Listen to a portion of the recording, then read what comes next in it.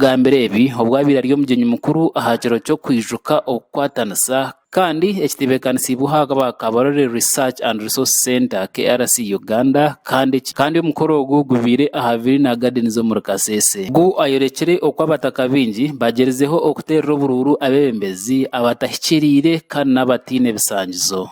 They have low attention in investing to get good leaders to represent them across the board. Sometimes when we are in parliament, you look at somebody being called honorable and you cannot understand what's happening in that society. So this is a crisis. You don't know, you are playing around with your life by electing weak leaders and who cannot provide you solutions.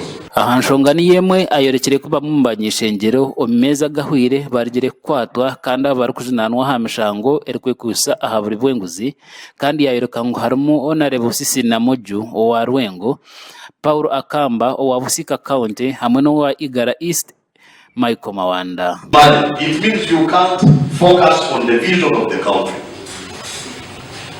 So we have the crisis in the country. Why?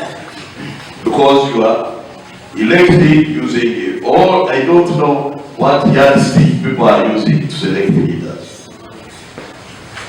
So if you cannot guide the society to get good leaders who can think for this country, then we are doomed. Ruhunda ayongere yacero mushango abembezi nkaba abarukunda sente kandi no kweyendeza kandi yasha abantu baburijo ogumana batora n'abembezi abahikirire kandi abahireyo kukorera ibyanga byabo. We are into a period where transition must come whether we like it or not. And if you don't have focus, who can think for this country and about the future of this country, then we are doomed. We shall follow what is in Khartoum.